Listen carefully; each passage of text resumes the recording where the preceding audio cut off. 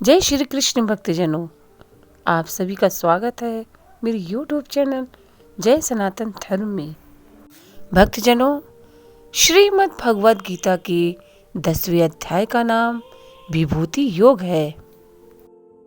इस अध्याय में कुल 42 श्लोक हैं, जिसमें भगवान कृष्ण अर्जुन को अपने अनंत दिव्य ऐश्वर्य और शक्तियों को दर्शाते हुए बताते हैं कि हर वस्तु, चाहे वह सजीव हो या निर्जीव, उन्हीं के शक्ति का रूप है और वे ही सभी लोगों के मूल और स्वामी हैं।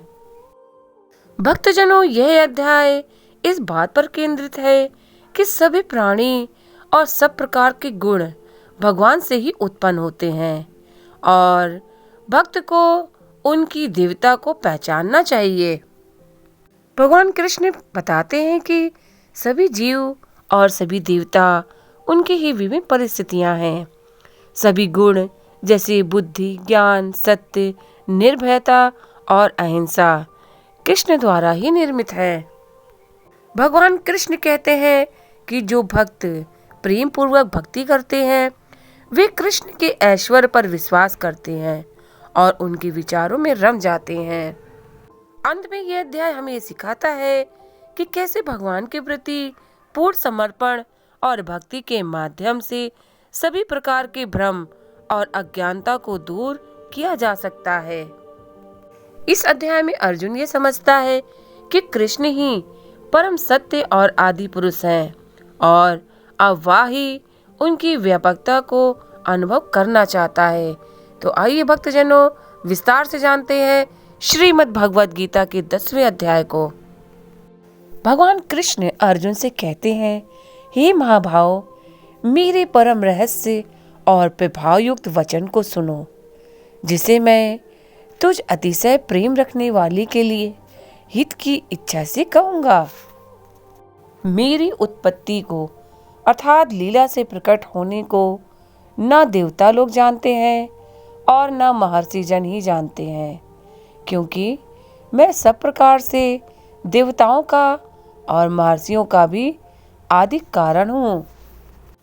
जो मुझको अजन्मा अर्थात वास्तव में जन्म रहित अनादि और लोकों का महान ईश्वर तत्व से जानता है, वह मनुष्यों में ज्ञानवान पुरुष संपूर्ण पापों से मुक्त हो जाता है।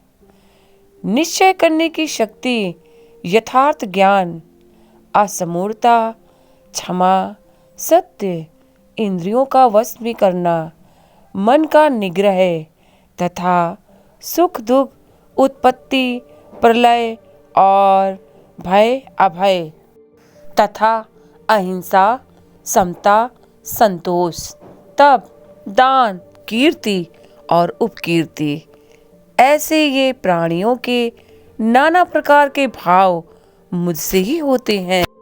7 महर्षि जन, 4 उनसे भी पूर्व में होने वाले सनकादि तथा स्वयंभू आदि 14 मनु, ये मुझ में भाव वाले सब के सब मेरे संकल्प से उत्पन्न हुए हैं, जिनकी संसार में यह संपूर्ण प्रजा है।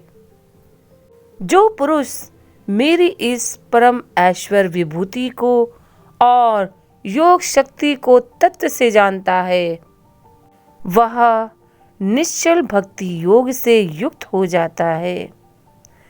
इसमें कुछ भी संशय नहीं है। मैं वासुदेव ही संपूर्ण जगत को उत्पत्ति का कारण हूँ और मुझसे ही सब जगत चेष्टा करता है। इस प्रकार समझकर श्रद्धा और भक्ति से युक्त बुद्धिमान भक्तजन मुझ परमेश्वर को ही निरंतर भजते हैं। निरंतर मुझ में मन लगाने वाले और मुझ में ही प्राणों को अर्पण करने वाले भक्तजन मेरी भक्ति को चर्चा के द्वारा आपस में मेरे प्रभाव को जानते हुए तथा गुण और प्रभाव सहित मेरा कथन करते हुए ही निरंतर संतुष्ट होते हैं और मुझ वासुदेव में ही निरंतर रमण करते हैं। उन निरंतर मेरे ध्यान आदि में लगे हुए और प्रेम पूर्वक भजने वाले भक्तों को मैं वह तत्व ज्ञान रूप योग देता हूँ, जिससे वे मुझको ही प्राप्त होते हैं। हे अर्जुन, उनके ऊपर अनुग्रह करने के लिए उनके अंतःकरण में स्थित हुआ मैं स्वयं ही उनके अज्ञान जनित अंधकार को प्रकाशमय तत्वज्ञान रूप दीपक के द्वारा नष्ट कर देता हूँ। भगवान कृष्ण की बात सुनकर अर्जुन कहते हैं, आप परम ब्रह्म, परम धाम और परम पवित्र है, क्योंकि आपको सब ऋषिगण, सनातन दिव्य पुरुष एवं देवों का भी आदि देव, अजन्मा और सर्वव्यापी कहते हैं।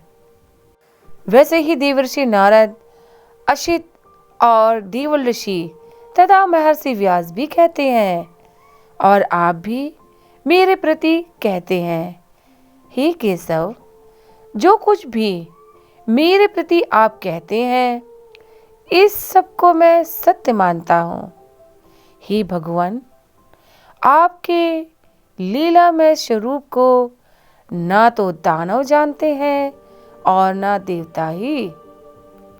हे भूतों को उत्पन्न करने वाले, हे भूतों के ईश्वर, हे देवों को देव, हे जगत के स्वामी, हे पुरुषोत्तम, आप स्वयं ही अपने से अपने को जानते हैं। इसलिए आप ही उन अपनी दिव्य विभूतियों को संपूर्णता से कहने में समर्थ हैं, जिन विभूतियों के द्वारा आप इन सब लोकों को व्याप्त करके स्थित हैं।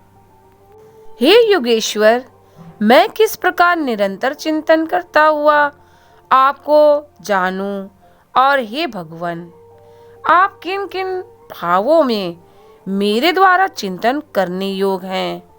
हे जनार्दन, अपनी योग शक्ति को और विभूति को फिर भी विस्तार पूर्वक कहिए, क्योंकि आपके अमृतमय वचनों को सुनते हुए मेरी तृप्ति नहीं होती, अर्थात सुनने की उत्कंठा बनी ही रहती है।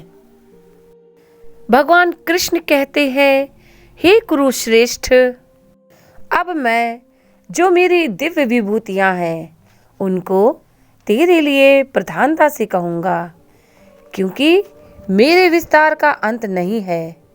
हे अर्जुन, मैं अब भूतों के हृदय में स्थित सबका आत्मा हूँ तथा संपूर्ण भूतों का आदि, मध्य और अंत भी मैं ही हूँ। मैं अदिति के 12 पुत्रों में विष्णु और ज्योतियों में किरणों वाला सूर्य हूँ। मैं 49 वायु देवताओं का तेज और नक्षत्रों का अधिपति चंद्रमा हूँ। मैं वेदों में सामवेद हूँ, देवों में इंद्र हूँ, इंद्रियों में मन हूँ और भूत प्राणियों की चेतना अर्थात जीवन शक्ति हूँ। मैं एकादश रुद्रों में शंकर हूँ और यज्ञ तथा राक्षसों में धन का स्वामी कुबेर हूँ। मैं 8 वसुओं में अग्नि हूँ और शिखर वाले पर्वतों में सिमेरु पर्वत हूँ। पुरोहितों में मुखिया बृहस्पति मुझको जान। हे पार्थ, मैं सेनापतियों में स्कंद और जलाशयों में समुद्र हूँ। मैं महर्षियों में भृगु, शब्दों में एक अक्षर अर्थात ओंकार हूँ। सब प्रकार के यज्ञों में जप यज्ञ और स्थिर रहने वालों में हिमालय पहाड़ हूँ।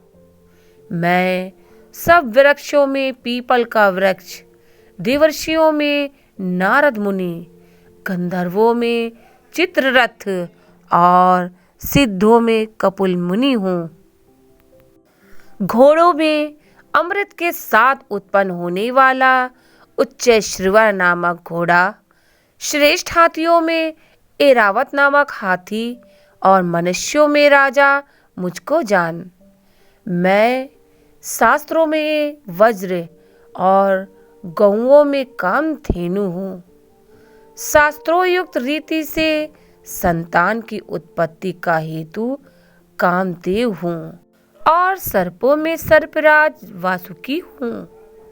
मैं नागों में शेषनाग और जलचरों का अधिपति वरुण देवता हूँ और पितरों में अर्यमा नामक पितर तथा शासन करने वालों में यमराज मैं ही हूँ। मैं दैत्यों में प्रहलाद और गणना करने वालों का समय हूँ। पशुओं में मृगराज सिंह और पक्षियों में गरुड़ मैं ही हूँ। मैं पवित्र करने वालों में वायु और शस्त्रधारियों में श्री राम हूँ। मछलियों में मगर हूँ और नदियों में श्री भागीरथी गंगा जी हूँ। हे अर्जुन, सृष्टियों का आदि और अंत मध्य भी मैं ही हूँ।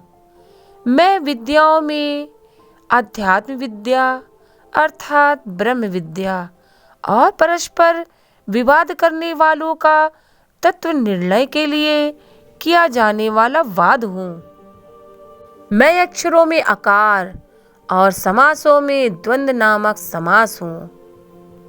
अक्षय काल अर्थात काल का भी महाकाल तथा सब और मुख वाला विराट स्वरूप, सबका धारण पोषण करने वाला भी मैं ही हूँ। मैं सबका नाश करने वाला मृत्यु और उत्पन्न होने वालों का उत्पत्ति हेतु हूँ। स्त्रियों में कीर्ति, श्री, वाक, स्मृति, मेधा, धृति और क्षमा हूँ।